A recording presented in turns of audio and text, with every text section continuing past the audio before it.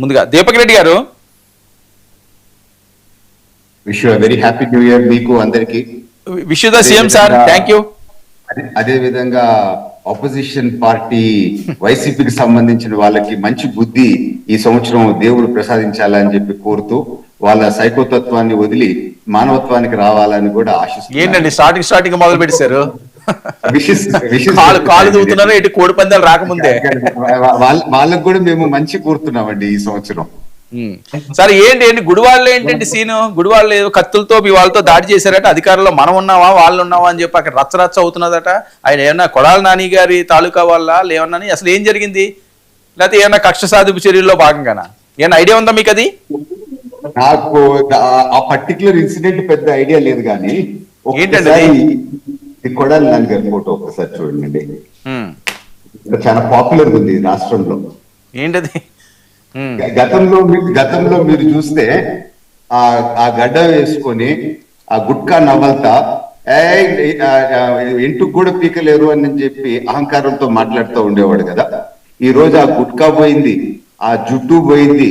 ఇంతవరకు red book ఆ page తీయక ముందునే పాపం ఎట్టయిపోయినాడు చూడండి, వెయిట్ కూడా తగ్గిపోయింది. సో లోకేష్ గారి పవర్, వెంకటేశ్వర గారు మీ వాయిస్ మ్యూట్ లో పెట్టుకోవాలి అండి. లోకేష్ గారి పవర్ ఏందో ఒకసారి దయచేసి గమనించాల. అసలు బుక్ అని అంటున్నారు, బుక్ ఓపెన్ కాకముందునే కొడాలి నాని పరిస్థితి అట్ అయిపోయింది అని అంటే, రేపు బుక్ ఓపెన్ అయిన తర్వాత ఇంకెట్ట ఉండబోతుందో ఒకసారి దయచేసి గమనించాలా అని చెప్పి నేను కోరుతున్నాను. అంటే ఏంటి బెదిరిస్తున్నారా, కక్ష సాధింపు చర్యలు చేస్తామని చెప్తున్నారా? కాదండి, గత 1.5 సంవత్సరంలో మా కార్యకర్తలు, తెలుగుదేశం పార్టీ కార్యకర్తలు కొడాలి నానిని మనము అంకుశం సినిమాలో రామరెడ్డి రకంగా అన్ని ఇప్పేసి అండర్వేర్ మీద కొట్టాలా అని చెప్పి ఒక పెద్ద కోరికతో ఉండేది.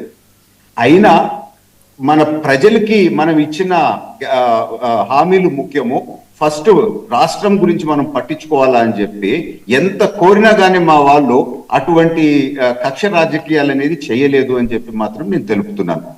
ఏమి చెయ్యక ముందే, అసలు రెడ్ బుక్ ఓపెన్ చేయక ముందే ప్రతిరోజు ఆ కొడాలి నాని అనే మనిషి భయంతో సరిగ్గా అన్నం తినేవాడు కాదు, నిద్రపోయేవాడు కాదు.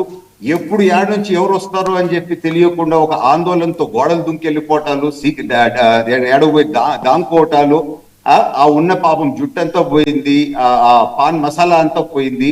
ఎట్టయిపోయినాడు. దీపక్ రెడ్డి గారు మన ప్రాపర్ గుడివాడే ఏంటి అంత క్లియర్ గా చెప్తున్నారు, గోడలు దాటేవారు లోపల ఉన్నారు ఇవన్నీ అని?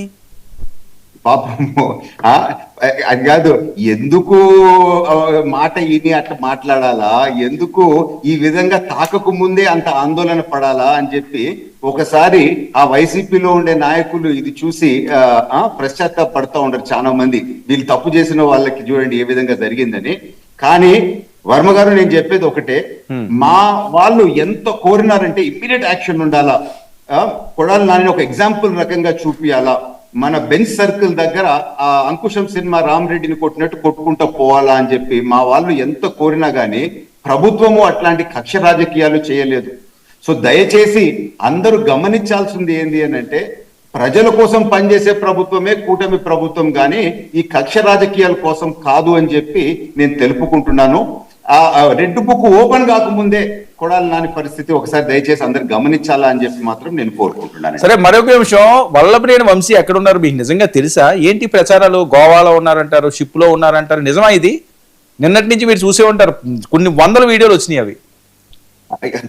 ఆయన పరిస్థితి కూడా ఇట్లే కొడాలి నాని రకంగా దారిలో గేట్ దగ్గర ఎవరైనా హారన్ కొడితే పోలీసు వాళ్ళు వస్తున్నారని చెప్పేమో, రాత్రుల్లో అన్ని డోర్లు వేసేసుకొని మళ్ళీ ఎవరన్నా వస్తారేమో నిద్రపట్టక.